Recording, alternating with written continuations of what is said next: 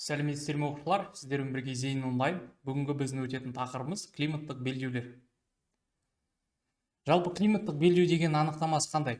Ол бір-бірінен температуралық жағдайлары, ауа массаларының қасиеттері мен әсер ету аймақтары арқылы айырмашылық жасайтын аймақтарды біз атаймыз климаттық белдеулер. Енді климатты не қалыптастырады? Климаттық белдеуді не қалыптастырады? Климат қалыптастырушы факторларға біз 4 факторды атаймыз. Ең бірінші ол географиялық ендік, яғни ол күн қалай түседі? Тіке түсе ма, немесе жанама түсе ма? Егер күн сәуле сол жерге өткен сабақтарда көрсеттім, 90 градуспен түссе, әрине ол жерде климат әрқашан жылы болады, ыстық болады. Екінші ол ауа массаларының қозғалысы. Ауа массалары ол климаттық белдеулерге өте қатты әсер етеді.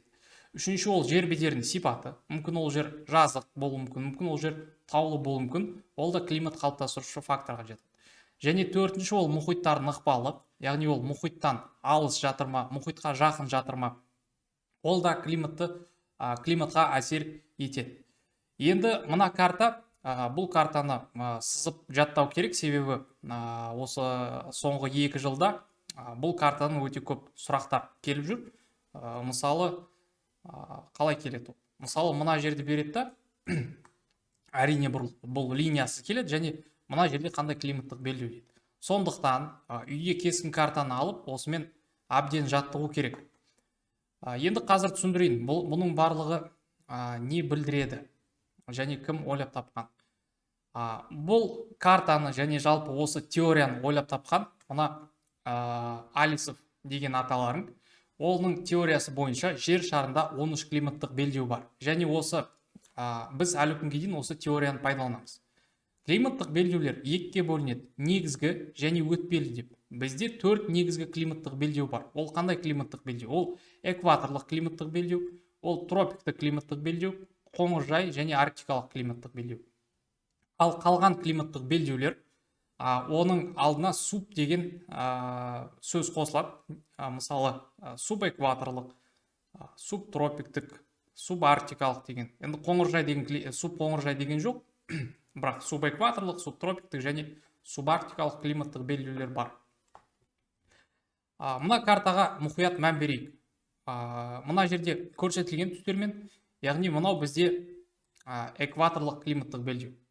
Экваторлық климаттық белдеу. Одан кейін субэкваторлық климаттық белдеу, одан кейін міне тропиктік климаттық белдеу, субтропиктік климаттық белдеу, қоңыржай климаттық белдеу, субарктикалық климаттық белдеу және арктикалық және антарктикалық климаттық белдеу. Дәл солай қайталанады. Мына жерде қайтадан субантарктикалық, қоңыржай, субтропиктік, субэкваторлық және экваторлық. Сонда барлығын санағанда экваторлықтан бастап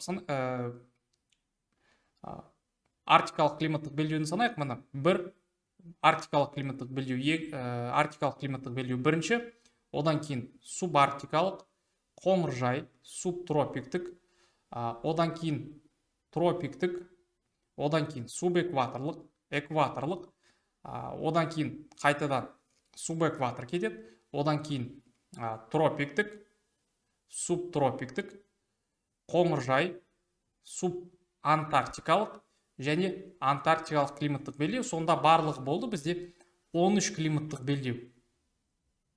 Енді мен қазір көрсетем және түсіндірем негізгі климаттық белдеулер. Мынау территорияда бізде экваторлық климаттық белдеу. Жалпы климат өткен сабақтарда түсіндірдім, тағы да қайталаймын. Климат дегеніміз ол қарапайым тілмен айтқанда көп жылдық ауа райы, яғни жылдан жылға қайталанып отыратын ауа райы. Экваторлық климаттық белдеуде қалай болады? Міне осы территорияда, яғни экваторлық климаттық белдеу десе, біздің көзімізге бірден осындай пейзаж, осындай картина елестеу керек. Экваторлық климаттық белдеуде бүкіл жыл бойы ауа температурасы жоғары болады, жауын-шашын мол түседі, ауа райы ыстық және әрі қапырық болады. Экваторлық климаттық белдеуде осы жерлерде жыл бойы температура плюс 25 және плюс 30 градус Цельсий, жауын-шашын шамамен 1500 және 3000 миллиметрдің аралығында болады. Яғни ылғалды және ыстық. Ол жерде қыс, күз деген жоқ, ол жерде тек қана бір ғана жыл мезгілі, ол жаз. Күн сайын температура плюс 25, плюс 30 градус Цельсий және күн сайын жауын шашын, яғни ылғал мол. Сондықтан экваторлық климаттық белдеуде өсімдіктер және жануарлардың түрлері өте көп. Келесі негізгі климаттық белдеу ол тропиктік климаттық белдеу. Тропиктік климаттық белдеуге, яғни осы ендіктерде сарымен көрсетілген, бұл жерге де күн сәулесі көп түскендіктен тропиктік климаттық белдеуде жыл бойы ауа температурасы жоғары болады, бірақ ауа массаларының қозғалысынан бұл жерде жауын шашын аз болады. Тропиктік климаттық белдеу десе, көзімізге шамамен осындай пейзажды біз елестетеміз. Тропиктік климаттық белдеуде ең ірі континенттік шөлдер осы тропиктік климаттық белдеуде орналасқан. Яғни тропиктік климаттық белдеу ыстық және құрғақ. Келесі қоңыржай климаттық белдеу. Қоңыржай климаттық белдеуде біздің Қазақстан орналасқан. Көзімізге не елестетеміз?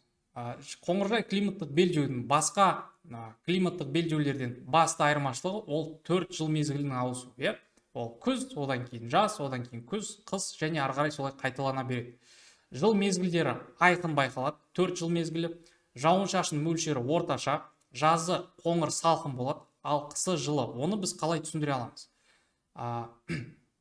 Жазы қоңыр салқын, яғни жазда қатты тропиктік климаттық белдеудегідей қатты ысып кетпейді, плюс 40 плюс 50-ге дейін. Ал қысы, мысалы арктикалық климаттық белдеудегідей қатты суып кетпейді, минус 20, минус 30 градус Цельсийге дейін барады. Келесі климаттық белдеу ол міне арктикалық және антарктикалық климаттық белдеу. Ол екеуін біз бөлек қарастырмаймыз, екеуін бірдей климаттық белдеу ретінде қарастырамыз. Онда арктикалық және антарктикалық климаттық белдеу десе, онда жыл бойы ол жерде теріс температура, яғни минус температура, ол жерде плюс температура болмайды. Алдыңғы тақырыпта біз көрдік, жыл бойы ол жерде күн сәулесі ол жерге өте аз түседі, сондықтан әрқашан бұл жерде температура минус болады. Және жауын шашын аз болады, яғни атмосфералық жауын шашын қар түрінде де, тағы басқа атмосфералық жауын шашын түрлерінде жауын шашын өте аз. Міне бізде 4 негізгі климаттық белдеудің осындай сипаттамасы берілді. Ал басқа климаттық белдеулер қандай болады?